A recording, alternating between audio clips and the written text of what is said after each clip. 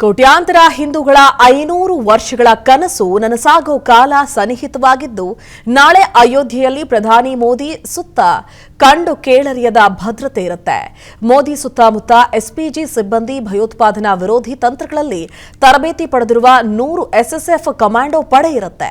ಇನ್ನು ರಾಮ ಮಂದಿರದ ಒಳಗೆ ಸ್ಪೆಷಲ್ ಫೋರ್ಸ್ ಗಸ್ತು ತಿರುಗುತ್ತೆ. ಮಂದಿರದ ಹೊರಗೆ ಸಿಆರ್ಪಿಎಫ್ ಯೋಧರನ್ನ ನಿಯೋಜಿಸಲಾಗುತ್ತೆ. ಮಂದಿರದ ಹೊರಗೆ ರೆಡ್ ಝೋನ್ನಲ್ಲಿ ಪಿಎಸಿ ಸಿವಿಲ್ ಪೊಲೀಸ್ ಕಣ್ಗಾವಲು ಇರಲಿದ್ದು, ಅಯೋಧ್ಯೆಯಲ್ಲಿ ಒಟ್ಟು 25,000ಕ್ಕೂ ಹೆಚ್ಚು ಸಿಬ್ಬಂದಿಯನ್ನ ನಿಯೋಜಿಸಲಾಗಿದೆ. 7 ಸುತ್ತಿನ ಕೋಟೆಯಾಗಿ ಅಯೋಧ್ಯೆ ಬದಲಾಗಿದ್ದು, ರಾಮ ಮಂದಿರದ ಸುತ್ತ 3 ಹಂತದ ಭದ್ರತೆ ಕಲ್ಪಿಸಲಾಗಿದೆ. ವಾಯು, ಜಲ, ಸಾರಿಗೆಯ ಮೂಲಕವೂ ಹದ್ದಿನ ಕಣ್ಣು ಇಡಲಾಗಿದೆ. ಕೋಟ್ಯಾಂತರ ಹಿಂದೂಗಳ 500 ವರ್ಷಗಳ ಕನಸು ನನಸಾಗೋ ಕಾಲ ಸನ್ನಿಹಿತವಾಗಿದ್ದು, ನಾಳೆ ಅಯೋಧ್ಯೆಯಲ್ಲಿ ಪ್ರಧಾನಿ ಮೋದಿ ಸುತ್ತ ಕಂಡು ಕೇಳರಿಯದ ಭದ್ರತೆ ಇರುತ್ತೆ.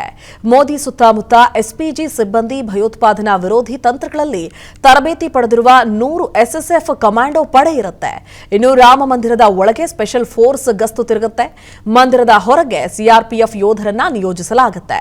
ಮಂದಿರದ ಹೊರಗೆ ರೆಡ್ ಝೋನ್ನಲ್ಲಿ ಪಿಎಸಿ ಸಿವಿಲ್ ಪೊಲೀಸ್ ಕಣ್ಗಾವಲು ಇರಲಿದ್ದು, ಅಯೋಧ್ಯೆಯಲ್ಲಿ ಒಟ್ಟು 25,000ಕ್ಕೂ ಹೆಚ್ಚು ಸಿಬ್ಬಂದಿಯನ್ನ ನಿಯೋಜಿಸಲಾಗಿದೆ. 7 ಸುತ್ತಿನ ಕೋಟೆಯಾಗಿ ಅಯೋಧ್ಯೆ ಬದಲಾಗಿದ್ದು, ರಾಮ ಮಂದಿರದ ಸುತ್ತ 3 ಹಂತದ ಭದ್ರತೆ ಕಲ್ಪಿಸಲಾಗಿದೆ. ವಾಯು, ಜಲ, ಸಾರಿಗೆಯ ಮೂಲಕವೂ ಹದ್ದಿನ ಕಣ್ಣು ಇಡಲಾಗಿದೆ. ಅನುಕ್ಷಣದ ಸುದ್ದಿಗಳಿಗಾಗಿ ವಿಸ್ತಾರ ನ್ಯೂಸ್ ಯೂಟ್ಯೂಬ್ ಚಾನೆಲ್ ಸಬ್ಸ್ಕ್ರೈಬ್ ಮಾಡಿ. ಹೊಸ ಸುದ್ದಿಗಳ ನೋಟಿಫಿಕೇಶನ್ಗಾಗಿ ಬೆಲ್ ಐಕಾನ್ ಕ್ಲಿಕ್ ಮಾಡಿ. ಲೇಟೆಸ್ಟ್ ಅಪ್ಡೇಟ್ಸ್ಗಾಗಿ www.vistaranews.com ವೆಬ್ಸೈಟ್ಗೆ ವಿಸಿಟ್ ಮಾಡಿ. ಅಂಗೈಯಲ್ಲೇ ಜಗತ್ತಿನ ಸುದ್ದಿ ತಿಳಿಯಲು ವಿಸ್ತಾರ ನ್ಯೂಸ್ ಕನ್ನಡ ಆಪ್ ಡೌನ್ಲೋಡ್ ಮಾಡಿ.